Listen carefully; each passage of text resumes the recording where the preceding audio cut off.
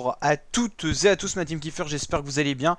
Aujourd'hui on se retrouve avec plaisir pour cette nouvelle vidéo pour le résumé complet de l'étape 9 du Tour de France 2021, une étape qui reliait la ville de Cluses à la ville de Tignes, donc pour 145 km tout simplement au programme. Donc on avait pas mal de cols et côtes au programme, la côte de Demancy, côte assez mythique pour aller chercher notamment le col des Saisies, 9 km à 6,2% de moyenne, donc assez régulier.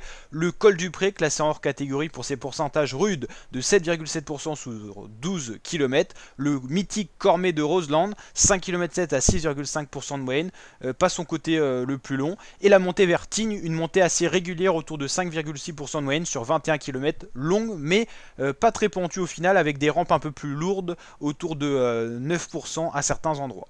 Donc une étape dantesque, sachant que la météo n'a pas aidé les coureurs, il a plu quasiment tout au long de l'étape, en tout cas chaussée mouillée pendant 145 km, la fatigue commence à se faire ressentir, sachant qu'il faisait froid, qu'il y a eu pas mal de descentes, donc pas mal de lignes blanches à éviter, tout ça, donc les coureurs doivent être exténués avant la première journée de repos, qui sera donc lundi, tous les lundis ce sera journée de repos, donc les deux prochains lundis. Donc on a une échappée qui s'est créée dès les premiers kilomètres, une échappée avec pas mal de coureurs, on avait quasiment 20-25 coureurs, on avait notamment le champion du monde Julien Alaphilippe, du côté des Français on avait Pierre Roland, Franck Bonamour pour Vital Concept, Guillaume Martin pour la Cofidis, il y avait également Anthony Pérez pour la Cofidis.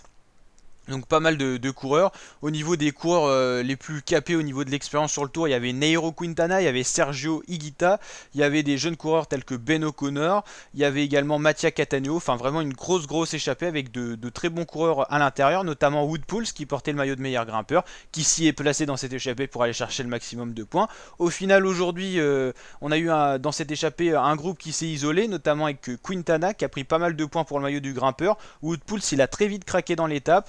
Donc Quintana a pris pas mal de points, Ben O'Connor, Higuita, c'était quasiment le trio de tête. Puis Ben O'Connor dans la montée finale, il est parti tout seul pour aller chercher tout simplement la victoire d'étape.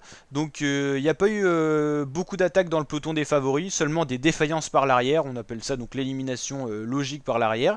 Donc Ben O'Connor, l'Australien, rapporte une victoire à AG2R Citroën Team, l'équipe française. Mattia Cattaneo, rescapé de l'échappée, fait deuxième. Sonny Colbrelli, incompréhensible, il est sprinter et il finit troisième du étape de montagne. Il y a vraiment des performances bizarres du côté de Bahrain Victorious, enfin je m'étalerai pas sur le sujet. Guillaume Martin, un pur grimpeur, finit derrière Colbrelli, quatrième. Franck Bonamour fait quand même un bon tour pour son premier Tour de France, je crois sans dire de bêtises, BNB Hotel qui finit cinquième. Pogacar qui a lâché tout le monde fait sixième, il remet encore 30 secondes à tous les favoris, c'est tout à fait normal.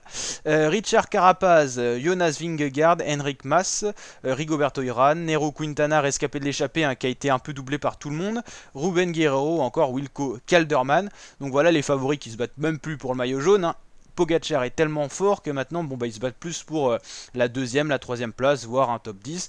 Au niveau des Français, c'est la Bérésina, il n'y a aucun Français capable de tenir le cap. Alaphilippe a totalement craqué, a perdu 18 minutes hier en une étape, c'est catastrophique, donc il vise plus du tout le général, on le savait, on en avait parlé. David Gaudu très loin aussi, c'est vraiment la catastrophe pour les coureurs français. C'est vrai que c'est difficile à regarder un tour comme ça où il n'y a vraiment pas d'intérêt à regarder. On sait déjà que Pogacar sauf chute gagnera le Tour de France, il écrase la concurrence et pas qu'un peu, on va aller voir le général. Gaudu qui finit quand même assez loin, puis à chaque étape il prend quasiment 1 ou 2 minutes, donc on n'y croit plus du tout.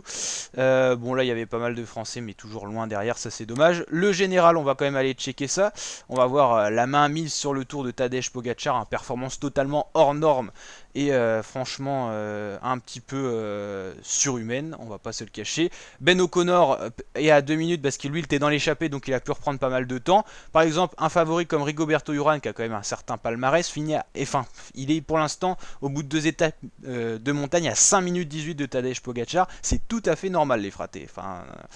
Voilà, on va pas s'étaler sur le sujet. Vingegaard fait 4, Carapaz 5, Henrik Mas 6, Calderman 7, Lutsenko 8. Guillaume Martin et David Gaudu sont dans le top 10 mais sont plus proches de la sortie que de l'entrée tout simplement.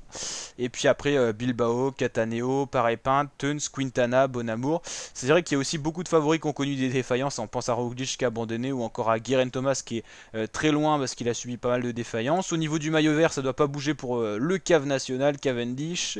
Meilleur grimpeur, on va quand même aller checker ça. Normalement ça devrait être Quintana si je dis pas de bêtises. Nero Quintana qui devrait prendre le maillot à poids à Wout Poels, qui fait partie de l'équipe Bahreïn. On va aller checker ça. si ça veut bien s'actualiser, ouais, Quintana 50 points, Michael Woods 42, Woodpulse 39. Ça reste encore très ouvert, il reste encore tous les Pyrénées à aller voir, beaucoup de cols. Donc là au niveau du maillot de meilleur grimpeur, rien n'est fait. Attention aussi à Pogacar qui pourrait prendre ce maillot à force d'être tout le temps devant. Il est meilleur jeune d'ailleurs, devant Vingegaard à 5 minutes. Ok. Après à voir aussi si dans les Pyrénées, même si j'y crois pas trop, si Pogacar peut reperdre du temps, on sait jamais. On est à l'abri de rien dans un Tour de France de 3 semaines.